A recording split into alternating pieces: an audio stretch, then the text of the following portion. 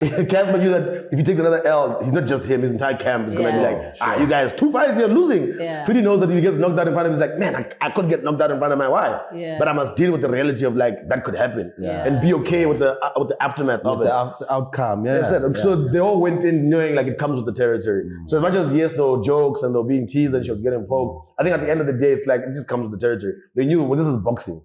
So it's different from somebody saying something about your art or whatever. Well, somebody's going to lose. Someone has to win, someone has to lose. Absolutely. Hey. Yeah.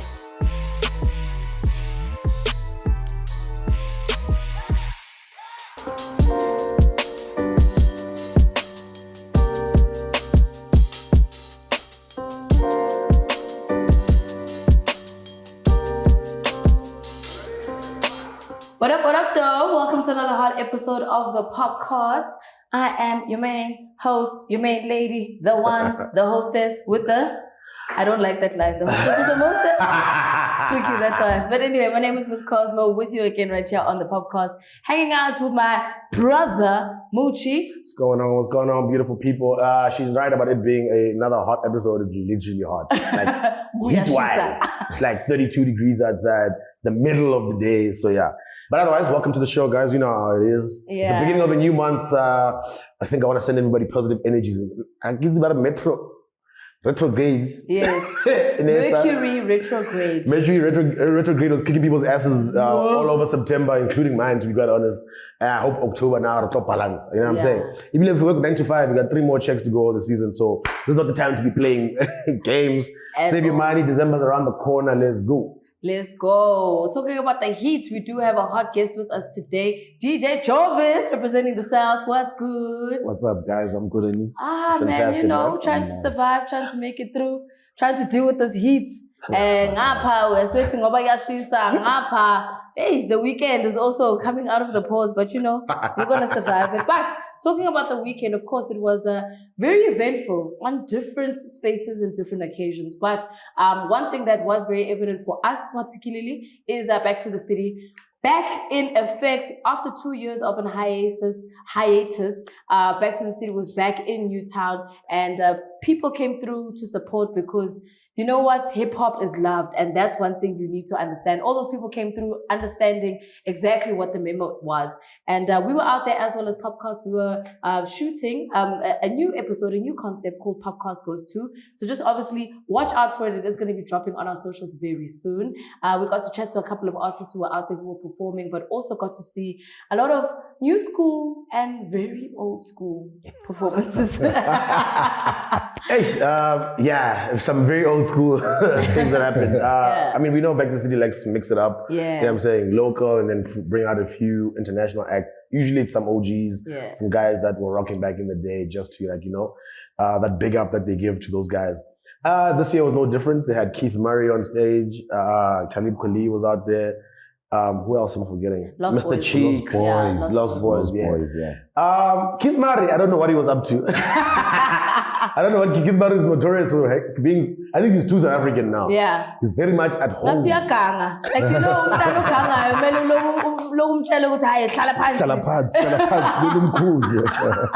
and but he was definitely having the time of his life. You know what I'm saying? Topless the entire time, rocking. He came to party. So you know what? He had those vibes with him anyway. So he was having a good time. Everyone else that we saw out there, man, and managed to interview was very, very dope. The energy was nice. Yeah. Everything seemed to flow pretty well. I guess 1 or 2 guys maybe missed the performances, but you know how Back to the City is. It's stacked up. So if you didn't get to see 1 or 2 guys that you're expecting, it's probably because, you know what I mean, somebody missed their set and things had to rock. But the stage was amazing. They're the great sponsor. It's great to see that the investment. The setup was so dope as well. Was so the way dope, they set it up was really awesome. Yeah, and I really liked it. So, but all in all, we were out there, of course, talking to a lot of you guys, and that which is an episode you guys will see. Back to the City. We've spoken about that new segment, POPcast Goes To, and this was one of those first moments we're out there showing love on the ground. We didn't get maybe too much of an opportunity to speak to you guys, the viewers of the show, but we did speak to some of your faves, and you will see that content. But all in all, I think that was a very dope night out, dope day out. Yeah, man. Jovis, obviously for somebody who is a hip-hop DJ, you are always got your ear on the streets. Yeah. What was the feedback that you were getting from people about Back to the City, and what you think could be done for hip-hop events in general? Well, the biggest critic, I guess, about Back to the City was the crowd balance. So these young kids, they will complain about, yes, was Tina Lama OG, who's Lost Boys and what. So I think that was maybe that gap, that smaller gap between the crowd and the performers, especially the OGs and whatnot. Also, everyone was amped up, to be quite honest and true. Like, everyone was looking forward to it. And I'm glad that people came out in numbers and show like maximum support for hip hop. Yeah. You know, especially for everyone that's coming up, from the DJs to the new rappers and stuff, you know. So big up to the concept. Like, we need more hip hop events, actually. Yeah, man. We need more hip hop events. Yeah, we definitely do, and I think that's why people are so excited for Back to the City, because this is like the pinnacle hip hop event where everybody knows you're there for 12 hours, but you're getting the best. Yes, what I did appreciate also was the surprise performances, because people didn't expect for AKA to have such a grand entrance as well. So his performance was mind blowing. Casper also made it through. After the fight, he said, "Okay, let me just take a quick shower and go and show the fans what I'm made of. I could do 2 things in one night." Came through, and he jumped on Talib Kweli's set, because you know they've got a track together as well. Oh yes, of course. Yeah, so jumped on his set, and then I think he did a couple of songs of his own as well. So it was dope to see,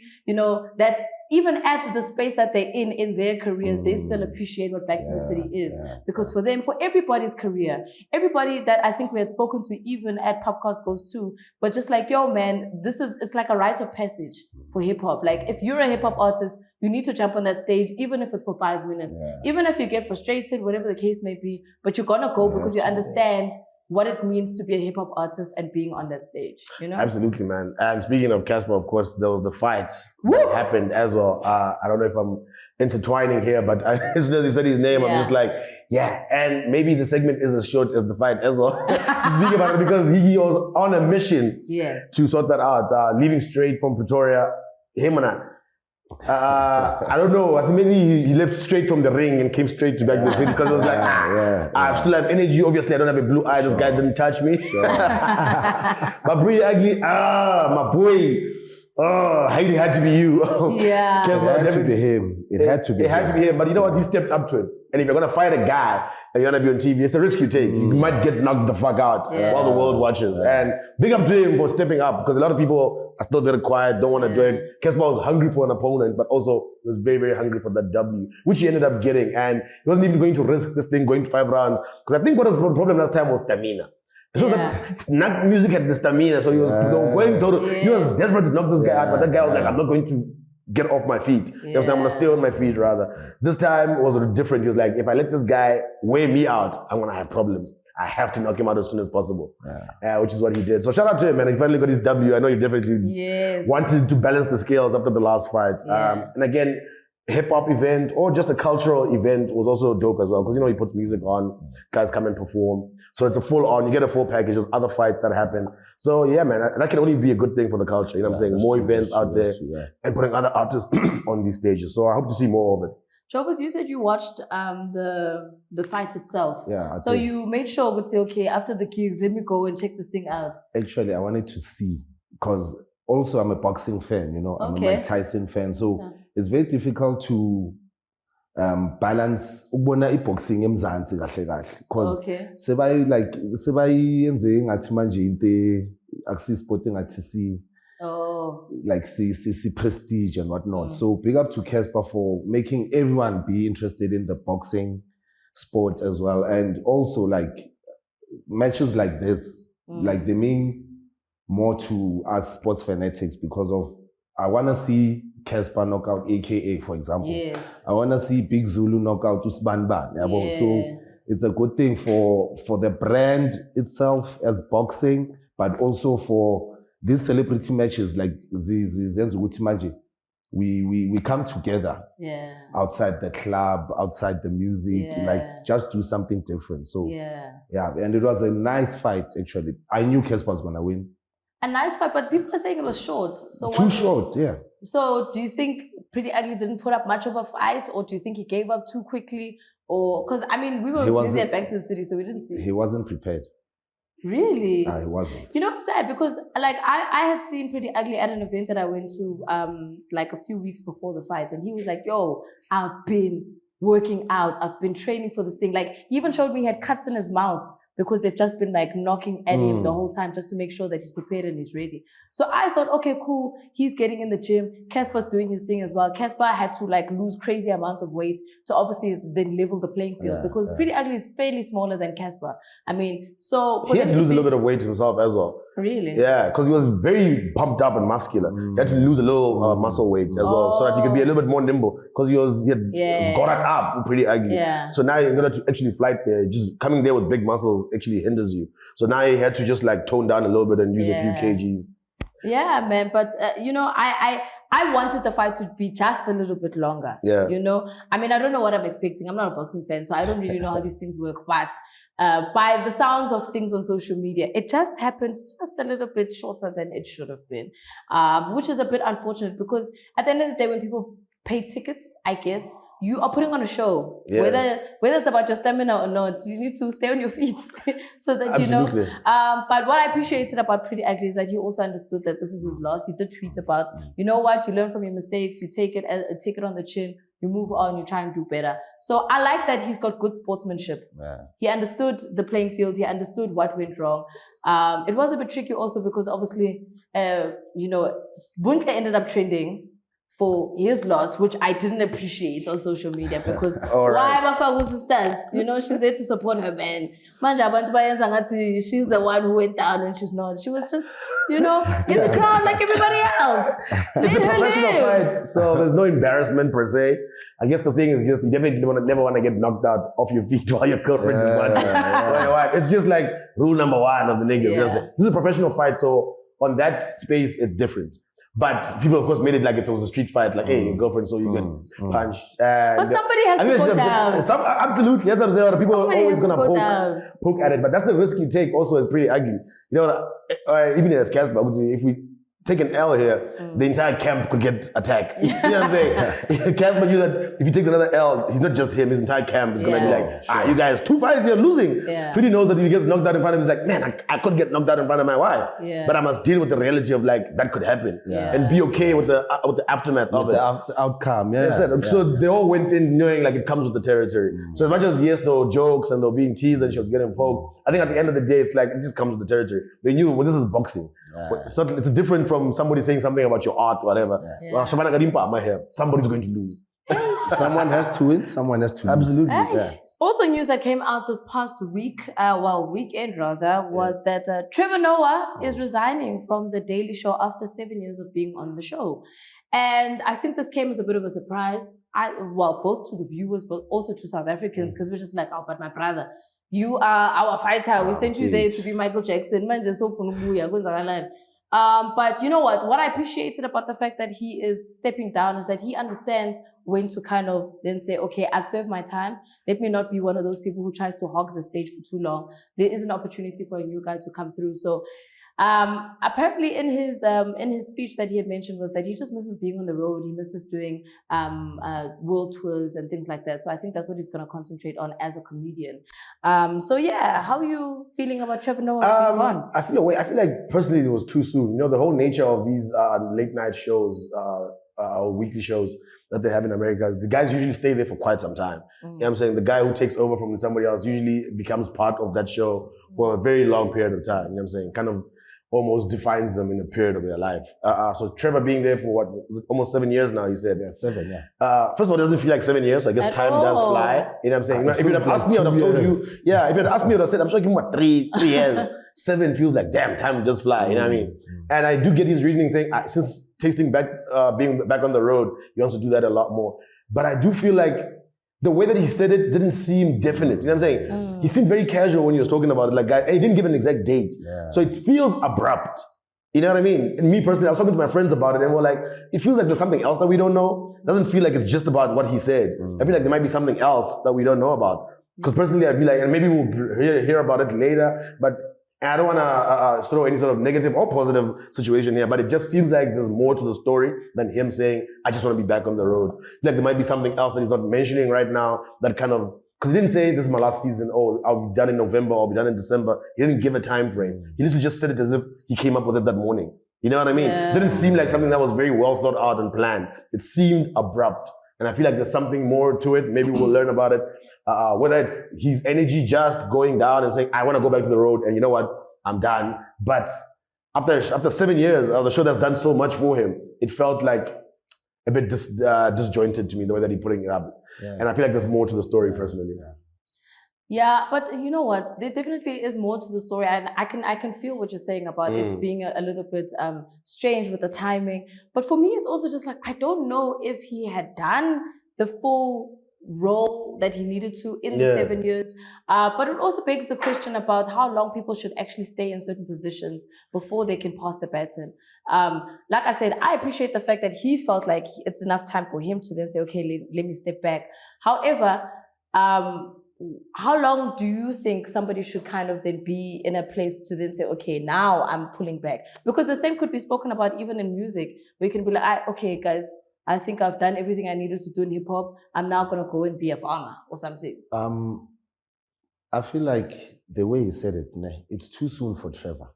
You know, 7 years, USA, a weekly show, you daily show actually, yeah. And you are loved so much. 7 years. I feel like you are supposed to at least push another 3-5 years. You know? Personally, yeah. And also like Trevor being Trevor, like no one hates Trevor. You understand? So even if he can just quit and do something else, he's still gonna get like the same attention and the same love and everything. But I feel like he was supposed to stay a bit longer. Yeah. You know, this thing is tricky because I think everybody will always kind of, you know, have different options or different opinions about how you need to stay in a certain place. Because I mean, the same could be said about, like I said, even with artists, where it's like, okay, cool. At what point do you become too old? You know what I mean? Like you were saying, the kids at Back to the City were complaining about, but we don't really know these guys. But they're just like, hey, but I still can rap, and if I can still get paid to perform, I'm gonna be out there. When is the cutoff time for people to say, this is not me anymore, I'm now going to go and do something else? Because you need to kind of usher in, you know, the new blood, the new energy. Yeah, perhaps, like I said, the abruptness of it I can feel. And again, I say this to say, Oguti, I do feel like maybe he got into a point where he had to make a decision. Or they needed him to commit. Oguti, yo man, we need you maybe here for another 5 years. And in his mind is like, actually don't think I want to be here in 5 years. So if I can't stay the full 5 years, maybe I must just leave now. You know what I mean? Something like that. Because that show is about, it does revolve around, they don't chop and change every week or every year. Like I said, there's like a mainstay guy who holds it down. If you look at all the other Tonight shows, from Jimmy Fallon to Last Week Tonight with John Oliver, not John Stewart, and that other British guy, I forget his name. The whole point about it is about this guy to carry the show. You know what I'm saying? For the entire time. It's the Daily Show with Trevor Noah. Can't change every week. It becomes very disjointed. The guy he took over from, I think, had it for over 15, 20 years or something, hosting that show. So so something about it feels like they told him, can you think you can commit for another 10 years? And he said, 10 years. And then they're like, if you don't, then we might as well recycle now and get somebody in here who wants to be in here for 10 plus years. Yeah. You know, something like that. Or something happened with him. Actually, maybe if I leave now, maybe, hey man, like I said, I have a lot of theories. And some of them are a little bit negative. But Trevor is not a guy who I suspect would have done anything negative. You know what I'm saying? But plus uthole nesitoke right makabuye. So now come back home, Trev. If you're watching this, look, we are now in a friend of mine. But also that was random. Wow. A friend of mine had a theory that Trevor may have fucked up somewhere and he's leaving before he can take the show down. He was like, and I was like, that may be extreme, but also is it impossible? You know what I'm saying? Like I said, I personally don't think so. I was like, I don't trust Trevor could have done anything, whatever you could imagine. But so, my friend's theory was like, you know what? Maybe like Trevor might have done something and they're letting him go quietly now. So that when the heat comes on him, he's long gone from the show. So it doesn't seem like we have to fire him. Like, you know what? If you just leave on your own, then you can deal with the issues yourself. Us will move forward without you. And I feel like that may be an extreme reason for leaving, but I feel like it may be something. I don't know. Something is up. Something is up. Yeah, that's true. You guys are just creating problems here. I'm not creating. And I love Trevor. Trust me. I wouldn't want that for him. Yeah. But something feels off. Something feels amiss. Like we never expected Trevor to say that he's quitting. Yeah, that's true. Also, he makes gang cash from that thing, my boy. Exactly. Make no mistake. My man has collected over half a billion rand that he's made, you know what I'm saying, when you convert it, it's like, and that's only in a few years, like how much money has he stacked? It's changed his life, of course. Trevor is a multi-millionaire now. So maybe those millions made him feel like, actually I want to have fun now. I don't want to sit at the desk anymore or something else. That's true. That's true. Tricky. I mean, talking about pioneers, MoonChild tweeted this past week where she was basically complaining a little bit. She's now recently deleted the tweet, unfortunately. But she says it's always so funny how men will quickly get their flowers in comparison to women, and she feels that in a space where she's possibly pioneered a lot of things, but she doesn't necessarily get her flowers for the things that she's done. But in retrospect, somebody else who's maybe new to something will get a lot more. Somebody who's got less clout will maybe get their flowers quite quickly towards whatever situation that they've done. If you think about, for instance, the fact that she's gone on tour with the Gorillas, which is like a huge thing. Not a lot of artists have kind of done something like that, but not a lot of people are talking about it. So for her, she's just like, if I was a man, this thing would have been media. You know, it would have been on magazines. It would have made so much noise around it. Why do you feel that women don't get as much love and appreciation in entertainment or getting their flowers with regards to the things that they do? Personally, I mean, we definitely are living in an ever-changing world that's making more space for women, but we also know that it's very male-dominated and continues to always the guys always seem to have, even when they make mistakes, they don't get as much heat around them. Since people move on much quicker. When they are successful, people do pump the guys up a lot. You know what I'm saying? We pump Black Coffee all the time. We go to this guy's doing such an amazing case. He's a brand ambassador for South African music. And I think even in she's saying, look, I may not be Black Coffee. I'm sure she's like, I'm my own person, but I do real big things. Especially out of this country. We know that she tours a lot outside of her country. So she's an ambassador for South African music every time she's out there. And obviously she's rapping her country. Maybe she feels like every time she's home or she's doing stuff as she's not as appreciated as which I think is true. Because if you look at what she's done and what she continues to do, she's not spoken about as much, you know what I'm saying? So you don't see her again on front of magazines this side, whatever. And I can maybe understand her frustration, or she doesn't feel entrenched in South African culture the way that she should be, considering how much she's contributed. So I can understand her frustrations. She's not crazy for thinking that, because it's a reality. And she's not even out there. Like, I barely see MoonChild perform, honestly. In South Africa. Yeah. But she doesn't perform in South Africa because the South African market doesn't understand her, or they don't appreciate her for the things that she does. Because I do think for the type of things that she's doing internationally, she should be getting a lot more of the love and appreciation, and maybe say, this person is rocking with Gorillas. She's also doing a lot of collaborations with different artists all over the world.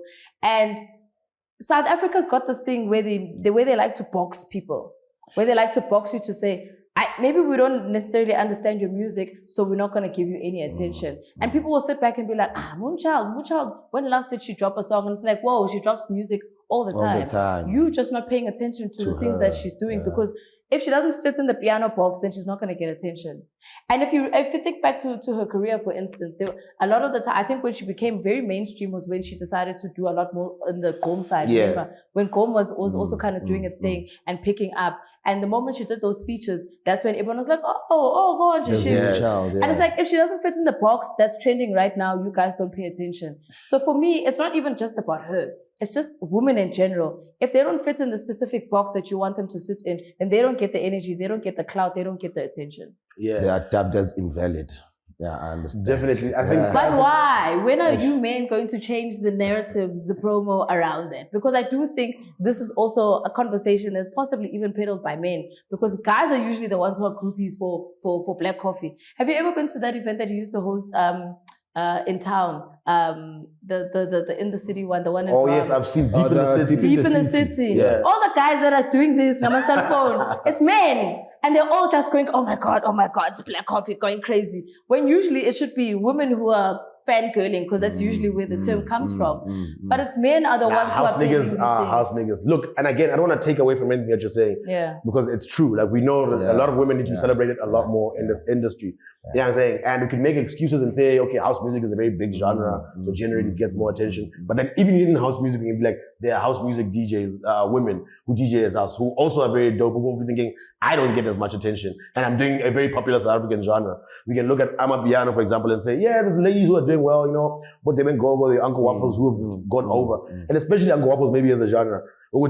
Here's somebody who's being celebrated weekly here in this country for doing big things, and she's always traveling and the spotlight is on her. And I think what we can say for MoonChild is like, she's saying, yo, I'm also right there the entire time. And I'm not trying to take away from any of the other ladies who are being celebrated. I'm saying even a lot of us who've paved the way, maybe even for a lot of people to be outside, regardless of genre, are not getting as much as a big up because we don't fit, like you're saying, into a certain box. Because MoonChild is an artist who's like, we're going to call her an oddball in her own way. She's unique, actually, that's the word. You know what I'm saying? Yeah. She's got the hair with the mop. She speaks like nobody else. She dances like nobody else. She's very free and very outspoken. And I usually find out it's the free, very outspoken women who sometimes are getting lowered with their volume. You know what I mean? Because people are like, maybe we don't understand this person, or she's too much. You say things like that every time somebody is outgoing or very confident in herself. She's too much. So I think it's just about the people who have the power this side. Yes, guys should be paying attention and celebrating women more, but also we must look at the media as well.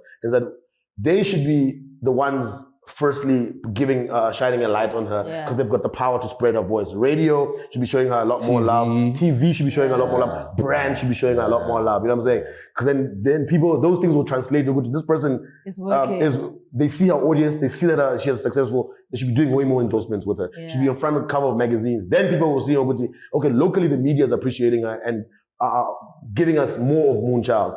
Therefore, outside of her own social media, then I think people will start to take in a lot more. And I think it's that the people who have the power to put her on spaces need to be doing that.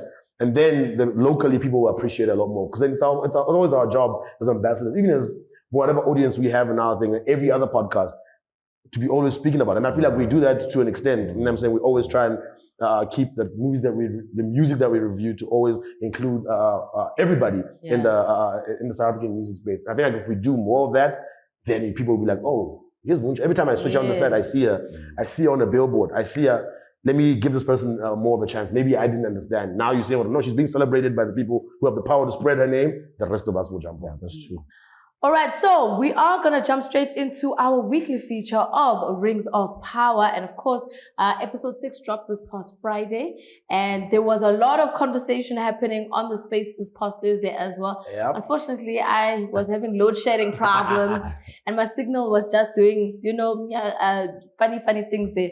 But I'm glad that, Sipho was holding down the conversation. The guys were also engaging a lot. Karabo and Kanyiso, they're just our encyclopedias of Rings of Power. Because the way the knowledge just comes out of those two. They know the story and they know all the books, the comings and goings. They know how the story should be unfolding. Yes. So they've been giving guys a lot of insights about the show and who certain characters may be, if you're following it, who Sauron might be, who Gandalf the Great might end up being, you know what I'm saying? So we're getting all those things. But most importantly, what people have been frustrated about was just the pace of the show. People are like, we're enjoying, but we want to see more happening. It's been a lot of talking. The talking is done in this past episode. Finally. We've been talking, and it's Arendir, and it's Numenorians, and everybody. It's been a lot of conversations. The conversations were done here, and I think 3/4 of that episode is just fighting. Yes. Finally, we got to see these guys out here. We're seeing some orcs, bloodshed happening.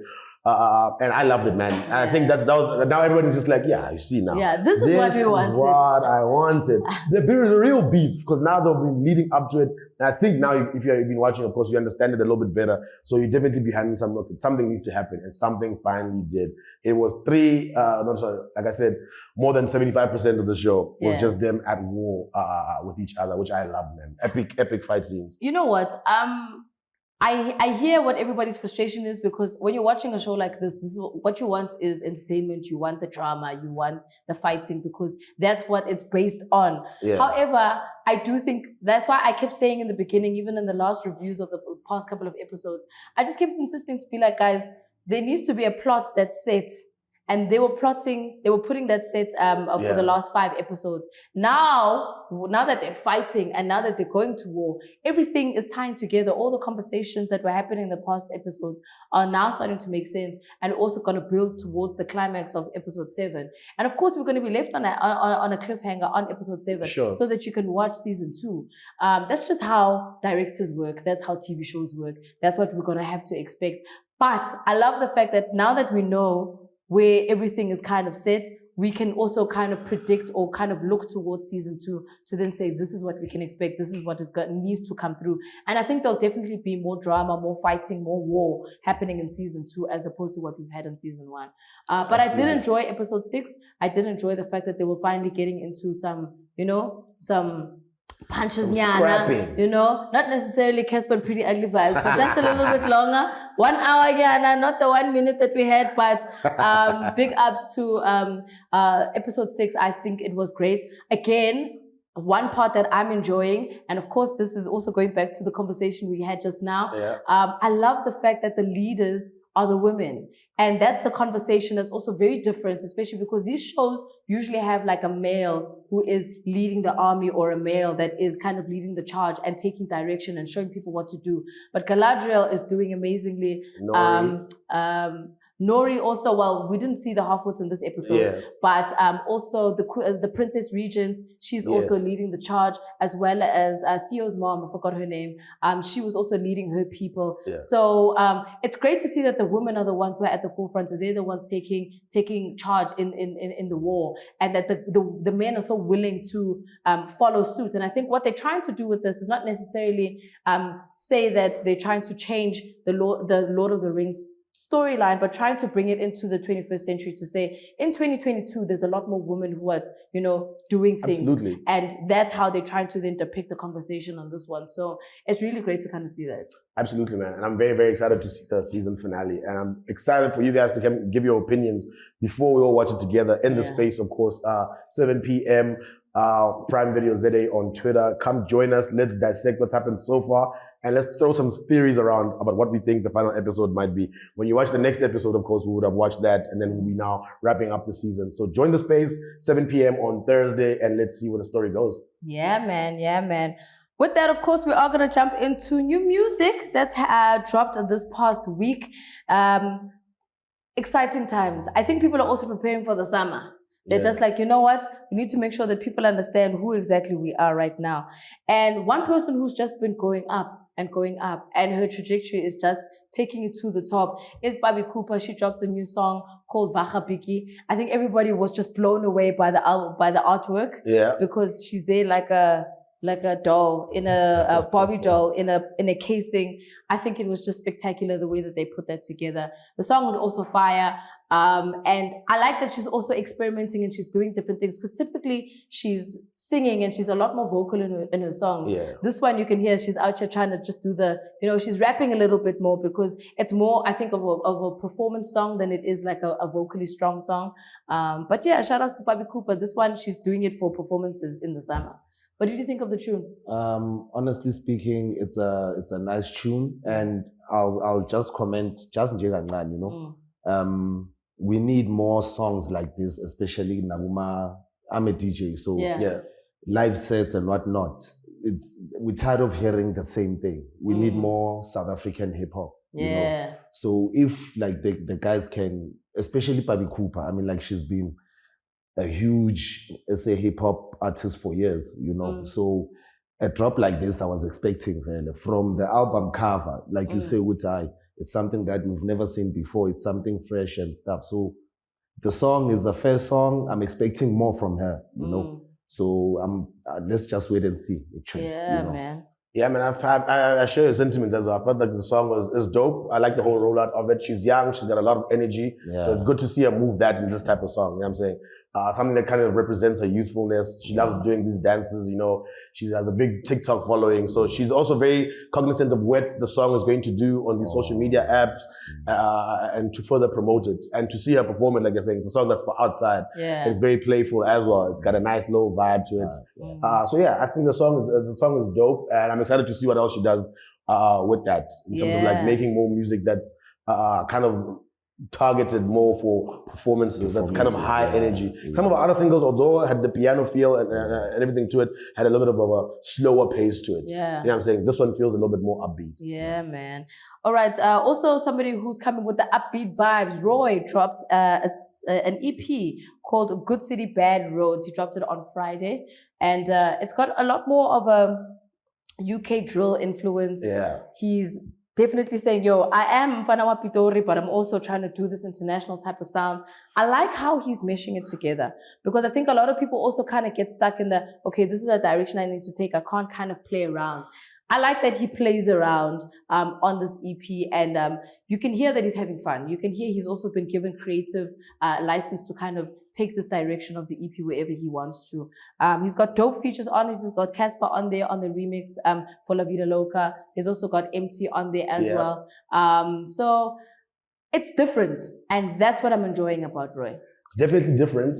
When I first heard Roy do that whole drill situation, understanding that he was from Pretoria, I was like, well, he's very brave, you know what I'm saying, for choosing that, because clearly he loves drill and he wants to like match the two in. So was Pretoria, mixing English, the beats, everything. He's trying to stick to what he's now become very comfortable with and obviously really, really loves, and hoping that it translates. So it's a very brave way, because there's definitely another route you could take and be like, especially hanging out with this kind of guys, he can have that sound. So he's the guy who kind of stands out there a little bit to be doing something a little bit left field than the other guys. And I hope he gets some success from around it, because I know doing something like that and hoping that people jump on and really kind of understand, you're not trying to be like a UK guy. Yeah, the sound that you appreciate and you're thinking, look, let me mash these things up and see if you guys can like start rocking with me. And I feel like the more he pushes it that way, people will eventually get comfortable with it. And in this album, I thought it was very well put together. It's EP, 7 tracks. EP. Yeah, so as you can see, he's testing out. Let me give them a full body. Let me show them exactly how much I can stretch this thing. And I think he's doing a pretty good job on it on the CD. Also, to add on to that, like the level of production. Like it's on another level. Hey, this kind of guys are putting in the energy. This kind of guys is doing amazing stuff this year of it. So like it really captured me, Mang Mamela, like the beats and the level of production. Like it's something that we've never heard before. Like it's fresh, it's sounding nice. So I'm actually like impressed. And how you and some of the songs, do you think like you'd be able to bump most of them or some of them on your set? Definitely, definitely. Thing is that we get mixed emotions as hip hop DJs from the fans, So for example, dropping a set, it's mandatory. But now, dropping Ingoma ga Loki or ga Roy or ga Pabi Cooper, even nama like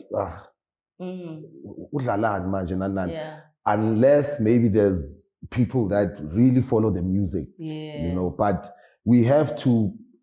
It's in us DJs to bump more local music and teach the crowd about what's new each and every time, because honestly speaking, people are tired of hearing, God forbid, I'm sorry, Tupac. Yes. You need to play something new. You understand? So big up, Yeah, I do think the crowds need to be a little bit more open to hearing new music. But Roy's stuff, I think, is impeccable. Also, radio needs to pump more South African hip hop. Like I listen to the radio every day, and it's so disappointing that they can play God Did 6 times and play a new MT song 1 time. Yeah, that's true. So what are you feeding me actually? You know what I'm saying? So obviously, I'll concentrate with DJ Khaled and those guys and forget more MT, because I don't hear MT or whoever that's locally invested in us would say, okay, sharp, every day, feed it to me, Yeah, so we need like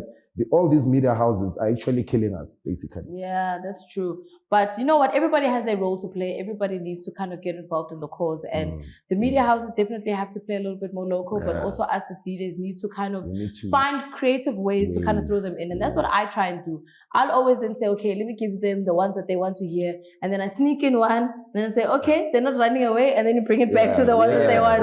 That's the only way to kind of maneuver this thing, where you just, 1, 2, 1, 2, but we'll get there. Yeah. All right, so another hot song that came through from a hip-hop DJ this past week, DJ Slick.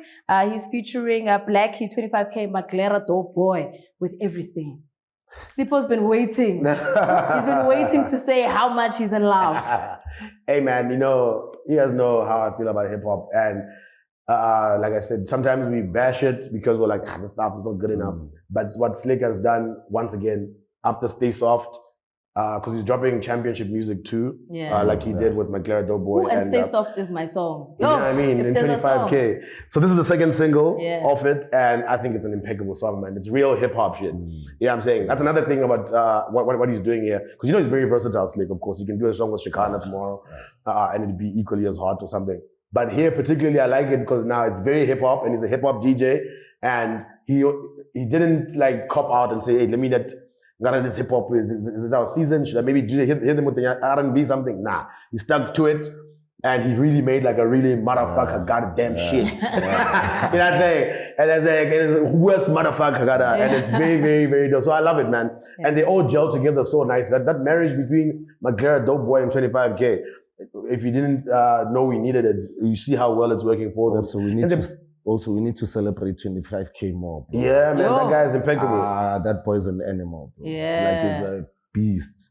Like you're rapper, you know. And the dope thing about somebody like 25K is that he's also kind of pioneered a sound in Pitori, and now you're getting a lot more kids who are comfortable to rap like him. Yeah. Because you know, I think for them they were just like, "Hey, it's Pitori. Are people gonna get it? Are they gonna hear me? Are they gonna understand like he it?" broke that language barrier. Exactly. And when 25K came through, they were all just like, "Oh, okay. Well, I can still sound like myself and do my thing without having to feel like I need to adjust."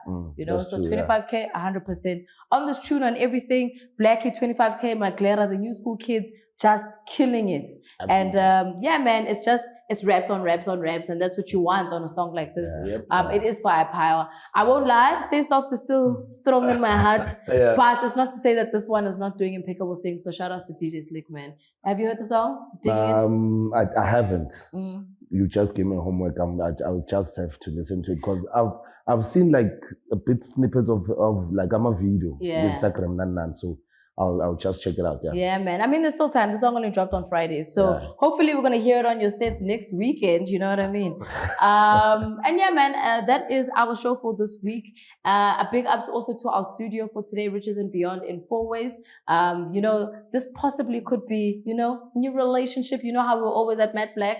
Absolutely. Riches and Beyond might be that vibe for us as well. Yeah, man, keep on liking and subscribing and showing us love, letting us know your feelings about the episode, telling us some of your comments. Of course, we are going to be dropping that content from POPcast Goes To very soon on our socials, on the YouTube page as well as on TikTok and on the Reels. Please follow us on TikTok. We're trying to, you know, get in there with the kids. DJ Jovis, what are you up to? Where can people follow you? What's the vibes? So for now, I'm busy with DJing, like trying to push gigs and stuff. But you can catch me on Instagram at The Real DJ Jovis, one word. Instagram, Twitter, Facebook at The Real DJ Jovis. 100%. And if you want anybody in the South who's rapping hip hop, this is the guy. This is the guy. Yeah, shout out. All right. Of course, also please do join us on our space that we'll be having on Thursday, 4 Rings of Power, 7 p.m. Prime Video ZA. We'll be chatting about the show. And with that, we are obviously going to make our way out. We are going to see what matters to Moochie and, of course, what's good with the real views. Yes, sir. Thank you so much for joining the show, guys. Stay locked to the POPcast. Yes, sir.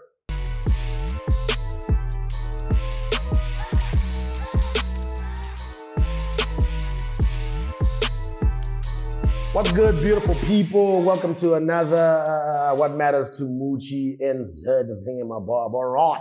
Now I know I've been gone a couple of weeks in this segment, and I'm back, just like Back to the City, to say what the hip hop is outside. And we've been complaining a lot to hip hop. Every week we sit here and we cry about events, we cry about A, B, and C. And it was good to see the energy of people out at Back to the City. You know what I'm saying? And it was also good to see people really hungry to hear all the hip hop music that's been dropping over the last couple of months. I feel like we need more hip hop events. This is not so much for our viewers, but it's for our viewers to tell other people in the hip hop community that are throwing parties. We don't want to complain about the piano. It's there, it's solid, and we love it. And every other genre, but they're doing their thing and they're throwing events and supporting each other. The hip hop community, we're going to need guys to get back to making those hip hop centric events that celebrate the culture and, of course, grow all the music. We've been in lockdown for so long. Now we're outside. This is not the time to complain. It's not the time to slack. I want guys to be out there. The guys are working and releasing the music, and they need support and places to perform that are very hip hop centric. Because sometimes hip hop stages, hip hop artists performing on Amapiano stages where it feels like we're not the ad break during the day. You know what I'm saying? When guys need to get their confidence up and get back to shows like Back to the City. And that's what I want to see. I want to see guys investing in hip hop all over again and bring that positive energy back that we haven't had in it in a very long time. Like I said, the guys are working. There's a lot of dope music out. There's a lot of music that's being worked on and improved. It's summertime. So I want to be outside having a good time, listening to dope music at dope events. Invest in hip hop event. Hip hop community. Like we have POPcast go to, and we're out there, we're shining a light on all the guys that are doing dope things out there. And want to see more of that, man. So yeah, shout out to all you guys. That's what matters to Moochie. This motherfucker, get hip hop, motherfucker, damn shit, man.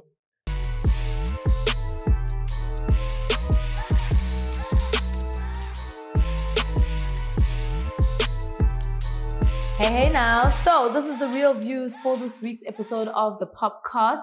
And I decided to check out, some of the other shows that were happening on a Prime Video. And I ran across, they've got a really awesome section for documentaries. And of course, because I'm Miss Hip Hop, I checked out Untrapped, the story of Lil Baby. Now, initially, for me, Lil Baby's just always been one of those artists that I just listen to because, he's dope. He's like the hottest artist right now. Haven't really cared about his story. Haven't really cared about the person himself. Just listen to the vibes and move on with my life. This documentary really made me pay attention to his story a little bit more.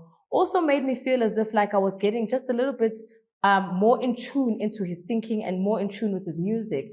And that's what I like about these documentaries a little bit more, which is why I always insist on South African music industry also documenting their music and their stories as well, just to kind of give people a little bit of insight. And that's what this documentary did for me. It felt a little like Yeezus for Kanye West. However, it was just in a little bit more packaged space where Yeezus was 3 hours long because of 3 long episodes. But this one was an hour and a half, but nicely compact, still kind of showing us from the beginning stages of Lil Baby's life to where he is now with his career and how he had taken it to the top and become one of the highest selling artists in the whole of the United States in the music industry in 2020.